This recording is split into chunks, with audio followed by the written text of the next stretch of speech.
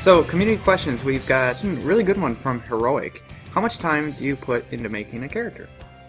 I don't know, about 2 days, 3 hours, 45 minutes. Seriously, it's actually I know the number actually. Oh, do you? So yeah, it takes us. It takes about 1 month. There's several people involved, and that's mostly art and design. So that probably equals about somewhere between 2 and 4 man-months of effort for each Immortal. And to be clear, that 1 month of real time that starts is after the pre-planning phase. It's not a month, hey, let's design the character and then get him implemented. We actually have a lineup of champions already designed. In fact, there are 7. There are 7 right now. Including Pycon, there are 7 in the pipe. Can we throw out one name? Just a name? Actually, yeah, I'll throw out the name Ukonin. You guys can actually Google that, see what it means, and it might give you guys an idea of what we're thinking of. And by the way, they don't happen sequentially. So in case you're wondering, we're pretty aggressive with our plan to release new ones. We're aiming for at least 1 per month. We've hit about 1 every 3 weeks so far.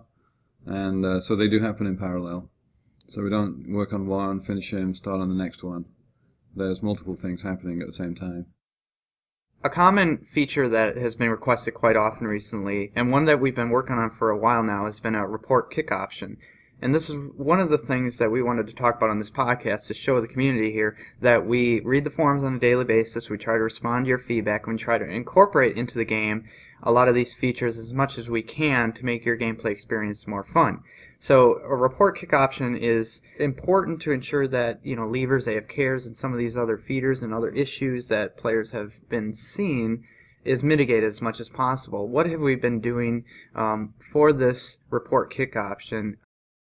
To give you an example of how it will work, is in a 5v5 game, if 4 players agree to kick the one player who's been voted to be kicked, then that player will be kicked, and they will basically receive a lever penalty as if they had just left the game without the option to return.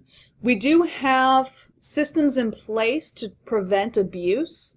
We are kind of ironing out those kinks internally, and we understand that we are not going to be able to cover all of the edge cases. So we will be keeping a very close eye on this new feature, and we will be very quick to react to any situations of abuse. Yeah, it's basically it'll work like an extension to the lever system that we currently have.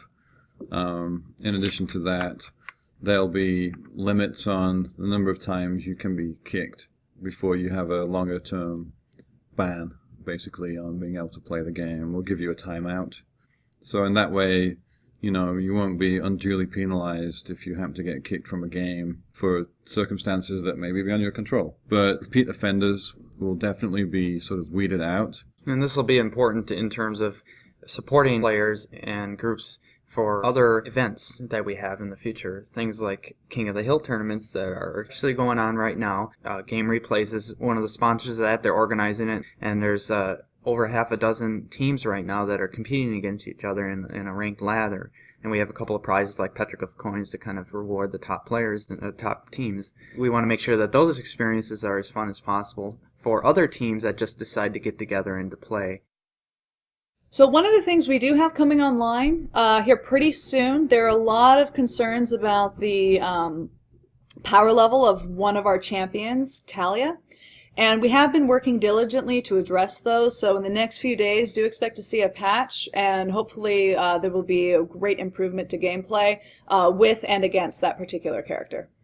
Yeah, and I want to add, actually, the concern with Talia has surfaced in the forums, and people are asking, hey, why haven't you guys fixed this already?